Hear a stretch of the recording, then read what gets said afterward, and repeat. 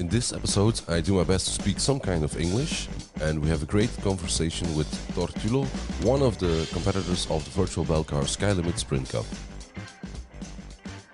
So, welcome, Thor Thulloh. First of all, we know you in Belgium mostly from the virtual Belcar Skylimit Sprint Cup, but tell us, who are you? Well, Faith, thank you for having me. I've started sim racing about 2 years ago. Started in iRacing, and yeah, I'm up to here. I've been doing like a lot of a lot of leagues as much as possible, like the virtual bell car and like anything in the world. Like I've done Norwegian leagues, Indonesian leagues, whatever I can get my hand on. But yeah, the most, especially Mazda. For example, the Apex Racing League, which I got second in amateur class, and I raced with yourself for the first season. Exactly. Yeah. Yeah. I'm kind of surprised you say I started back like 2 years ago because to me it seems like there was always a Thor Thulloh in the racing leagues I was racing in as well. So that's surprising. I didn't know that. I thought you were racing sim racing much longer already. Uh, Yeah, I just do. I pop out just about everywhere.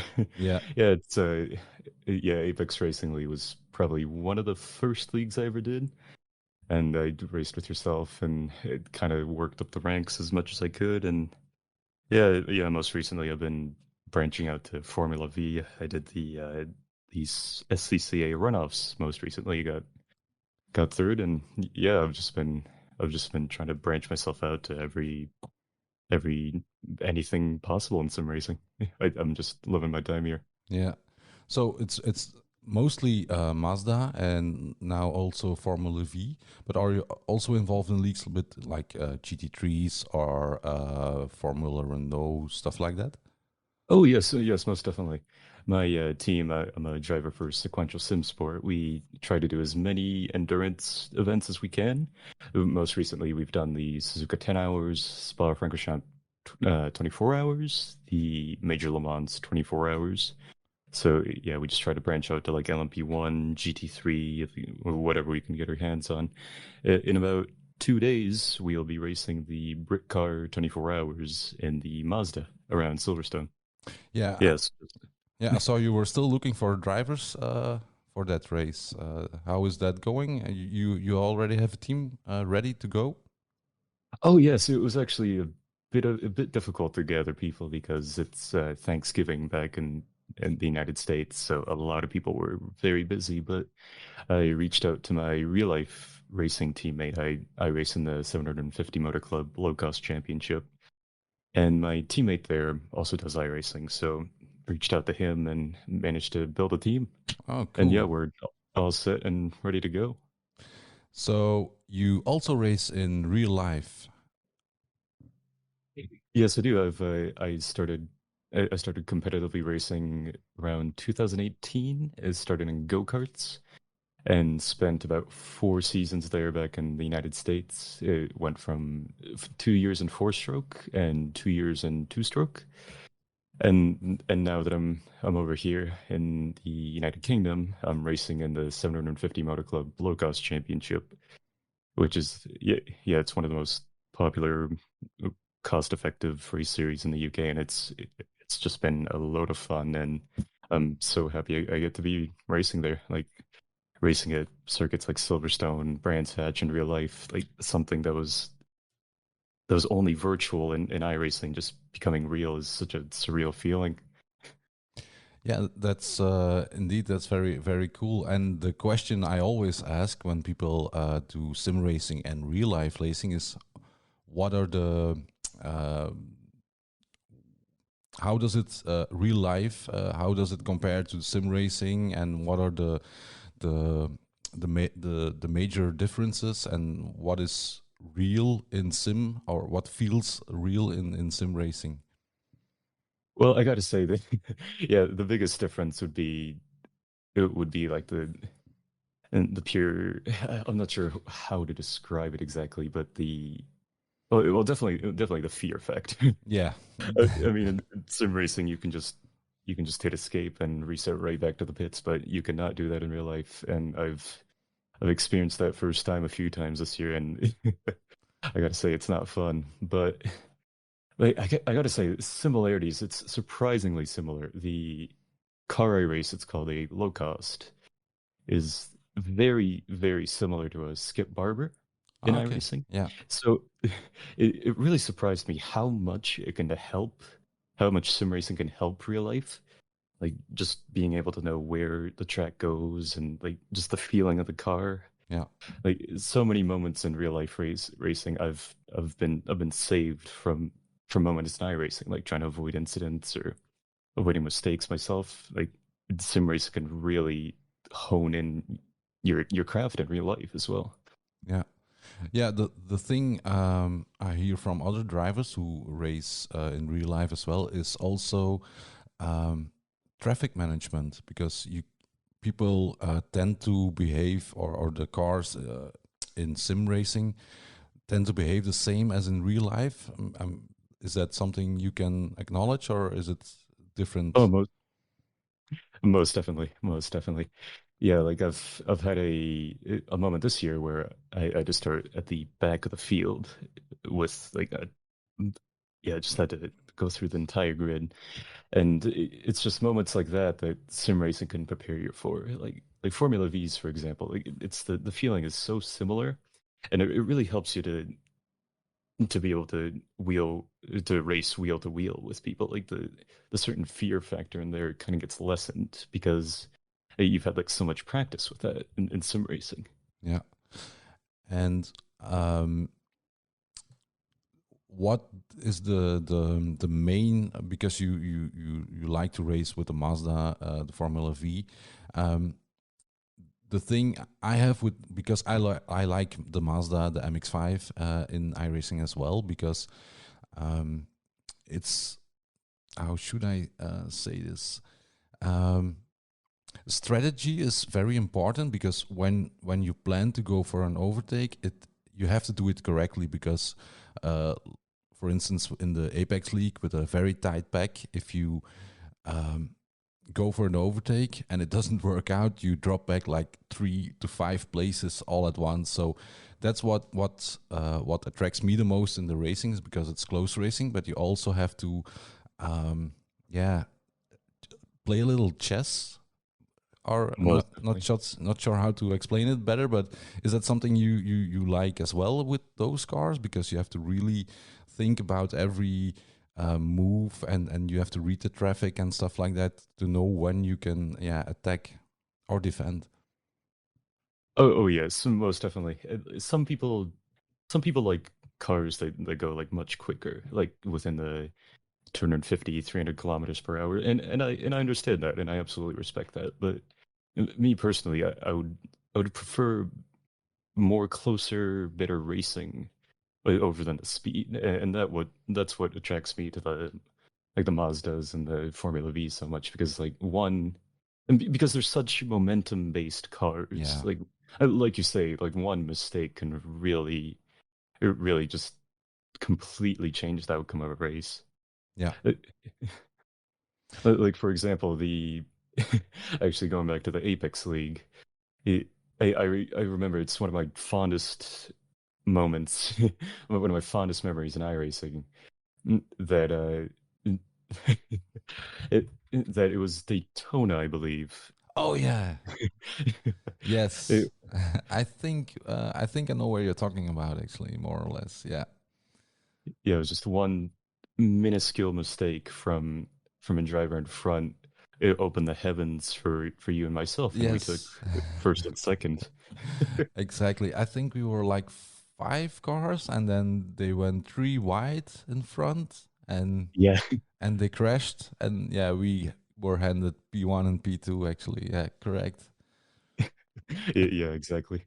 Yeah, that's in the and that was, yeah, the very last meters of the track. And you, that's what I like so much about the Mazdas. You can more or less like predict something is going to happen. You can see that somebody is they're pushing too hard, pushing and being too aggressive, and then like chances are they're gonna mess up, and then you can pick up the pieces sometimes.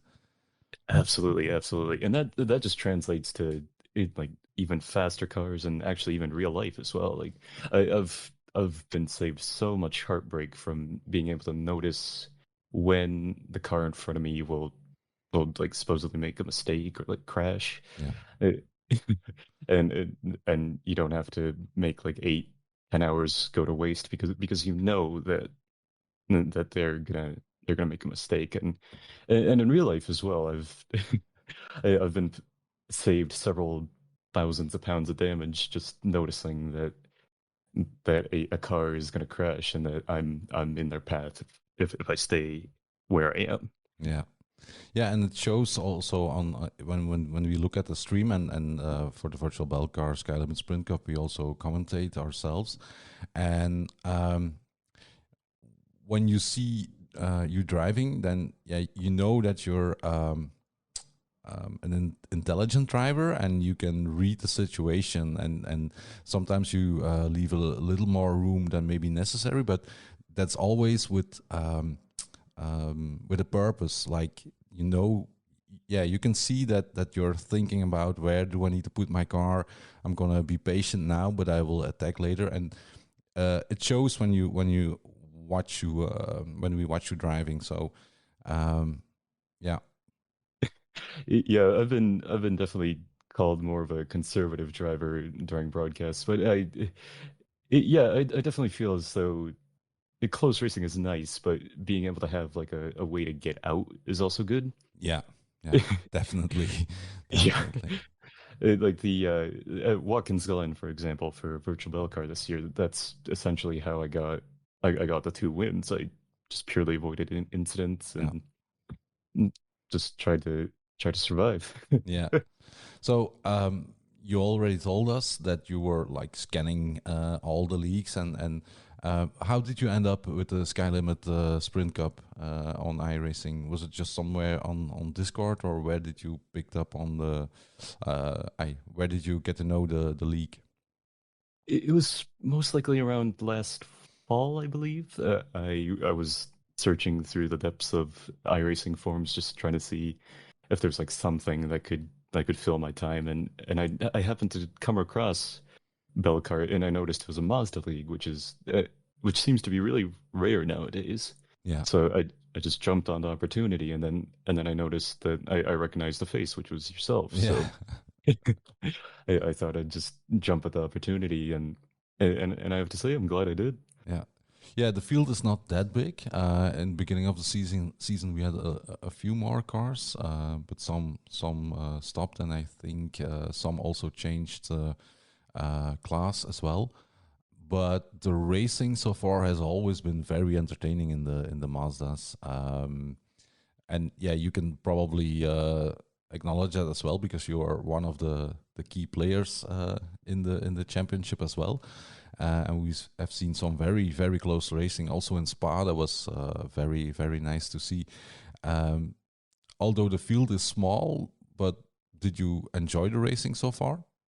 Absolutely, absolutely. I was a little worried seeing that there weren't that many entries, but after starting the league, it's incredible. Even though this field is so small, we could have such good battles. Like, I mean, every single race, it wasn't like someone just walked away with a victory.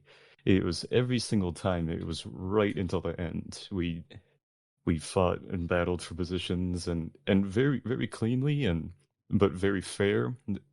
Yeah, it was. I have to say it's some of the best Mazda battles I've had since joining iRacing. Yeah. Yeah, and even the longer races, because we have with the Virtual Belcar Sprint Cup, we have two races. The first race is 20 minutes, and then the final race of the evening is 40 minutes. And even in the 40 minutes, there were always battles going on until the last part of the race. I only think maybe the Nürburgring was a bit different because there was one car that got away, But then still, P2, 3, you still had to fight for position as well. Yes, absolutely. Jordan Hayes is a Yeah. absolutely incredible competitor. He's a very nice guy and but a very, very quick Mazda driver. I myself didn't didn't practice enough after the update and just couldn't get the grips to the Mazda, but he did it to perfection and absolutely walked away with both victories. And just to get some kind of inside view, um, when you are sim racing, what kind of material do you use? Steering wheel, pedals, screen, one screen, three screens, VR. What's your setup like? Well, me personally, I started out with a monitor, but I currently use a Oculus Rift because I feel as though while you can use like buttons to look around, the Oculus kind of lets you be more aware of your surroundings. And for setup, I just use Fanatec gear. Yeah, Yeah, like a Forza Motorsport wheel, DD2 wheelbase, and yeah, it's been treating me right so far. yeah. It's I'm all. loving it.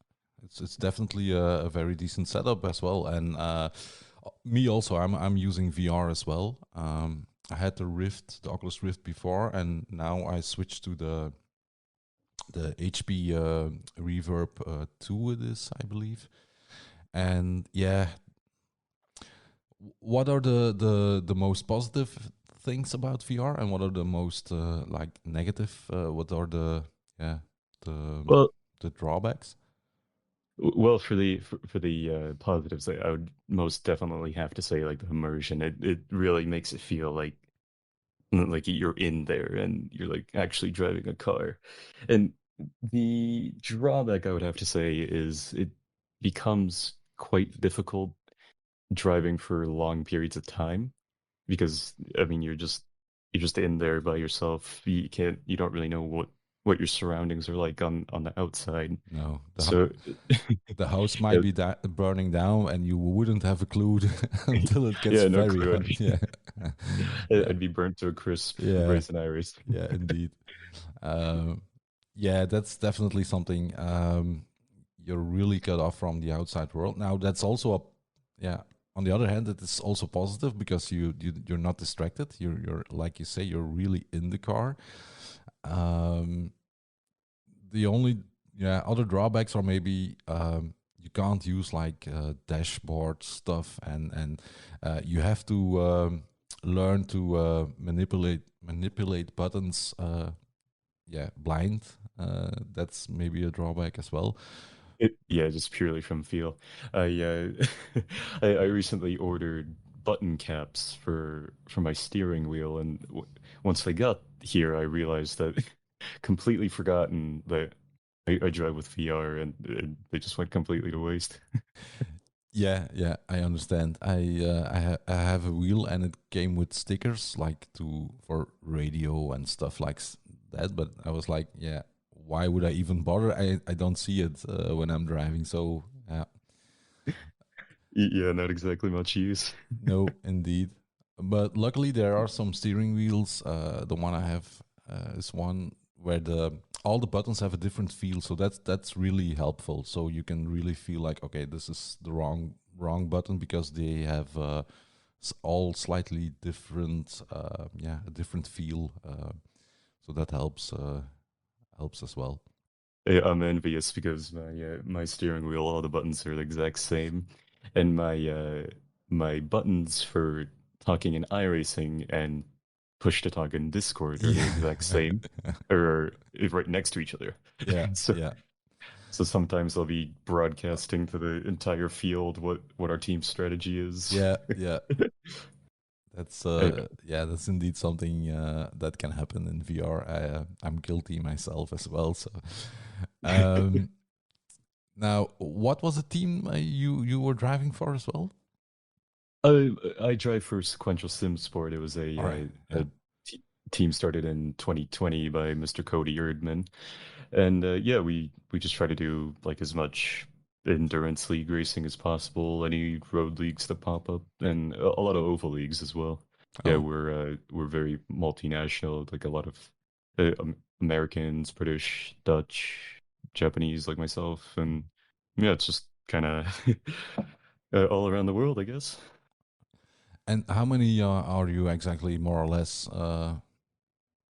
It's quite a big team, I guess. Yes, we're about 30 drivers strong. Yeah, Oh, we just yeah, we just try to yeah, we're gonna be completely revamping for the 2023 season, and we're gonna try and get as many good results as possible, and I hope that includes me retaining my crown in the Skylimit Cup.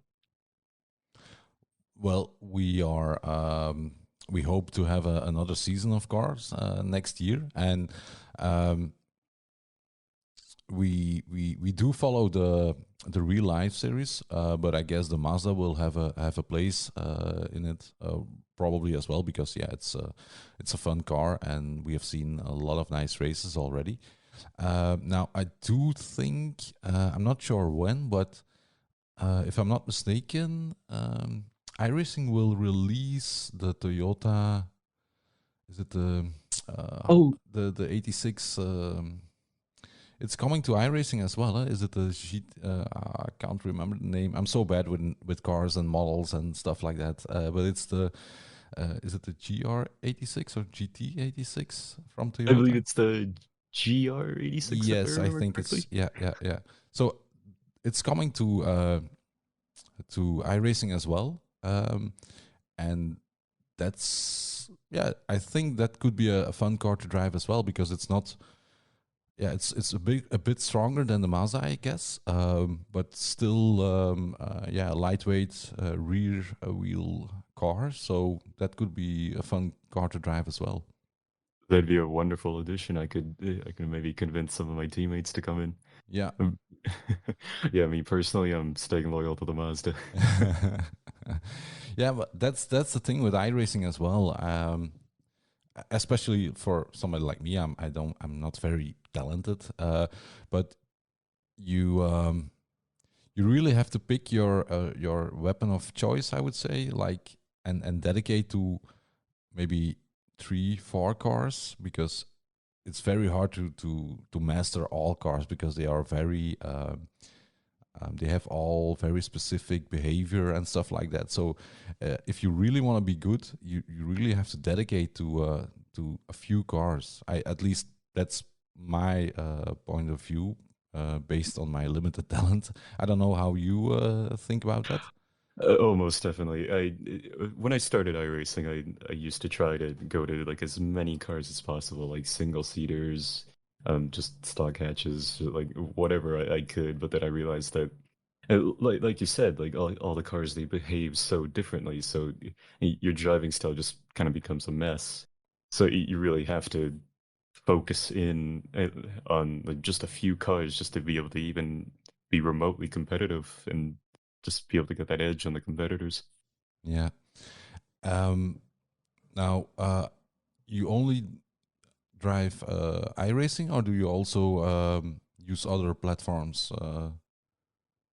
I I have R Factor 2 and Assetto Corsa, but quite frankly rarely use them since I prefer iRacing's format, I would have to say.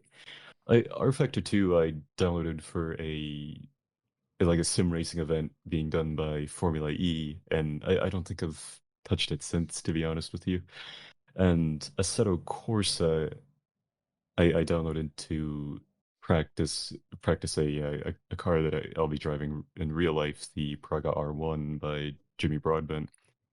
And other than that, it does look like a very interesting simulator, but I'll have to read up a little more about it before I can go deeper. Yeah, yeah. It's always the line of cars in iRacing is a bit limited.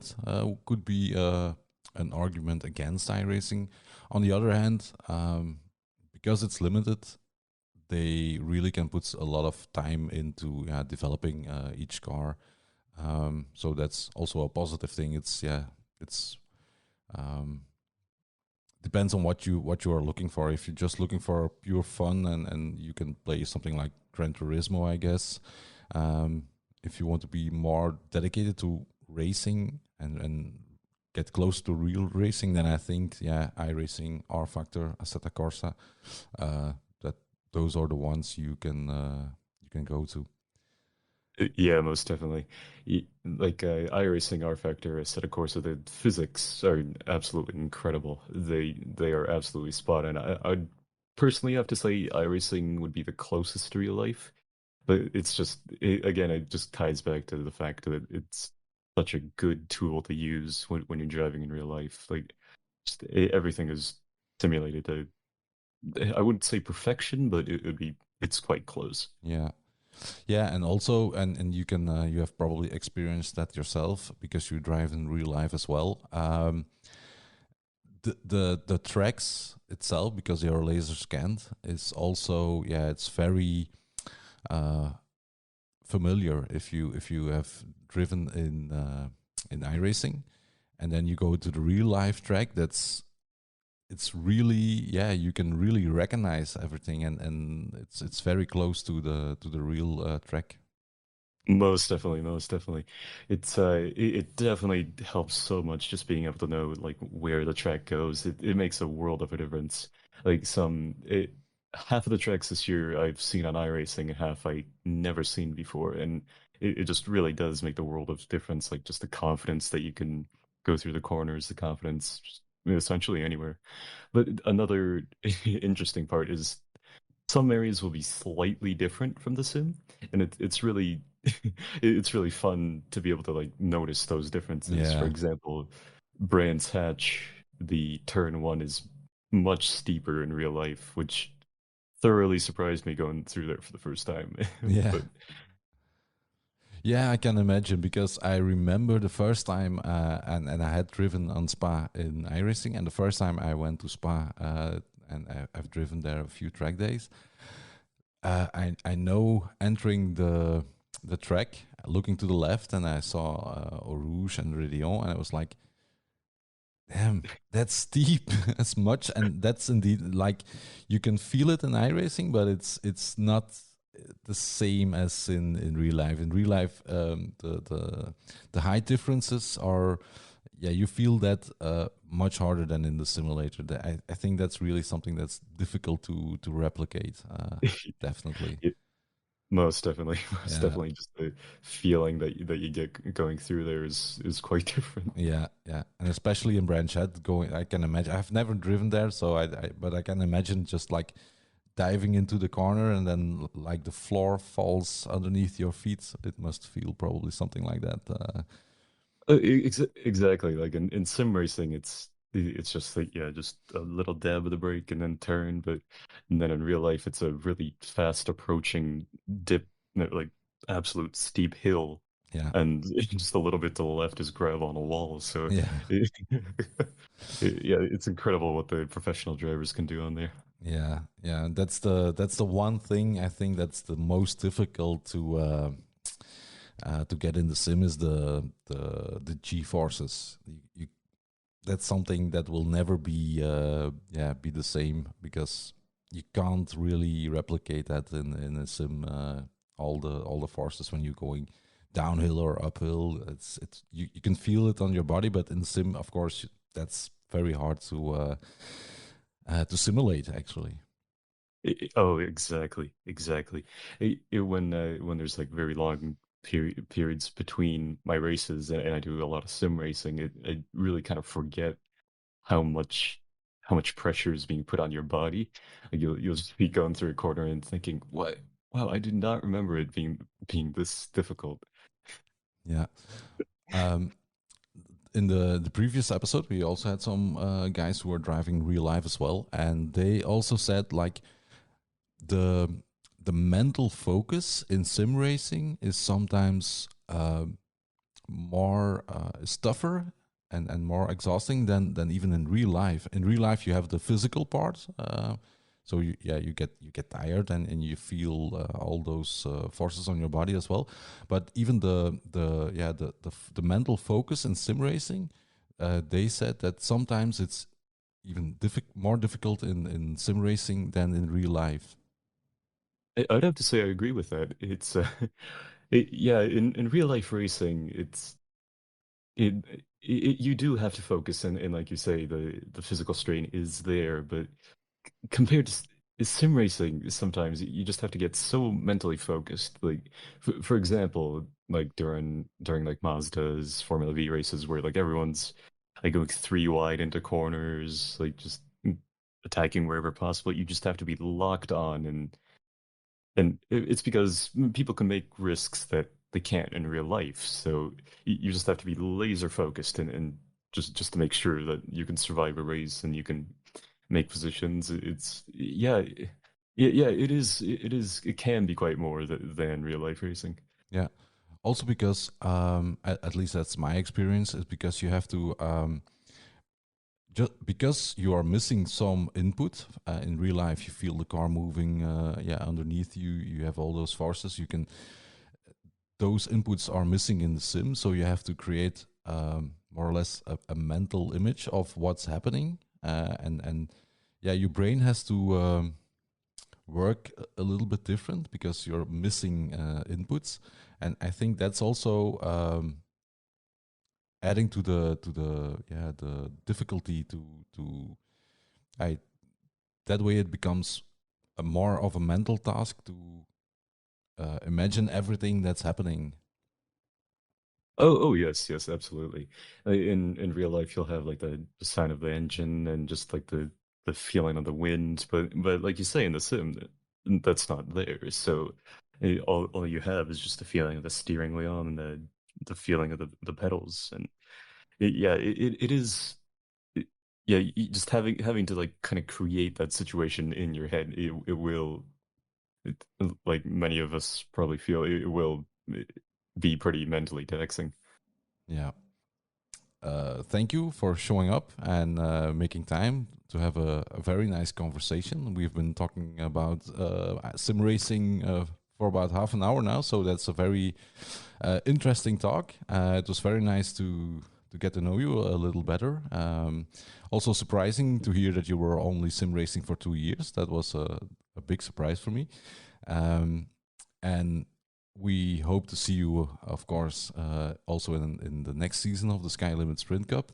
And I do hope to race with you in another league where I can race myself. Yes, thank you so much for having me today. I'll be around in just about any league possible. So yeah. If anyone sees me around, then just feel free to say hi. Yes, that's something we will do. Thank you very much, Thor. And I see you somewhere on a virtual track, probably. And maybe if you ever come to visit Belgium and you can race in Zolder, let us know, and then we will come watch as well. Absolutely. Thank you so much. Okay, thank you. Thank you so much.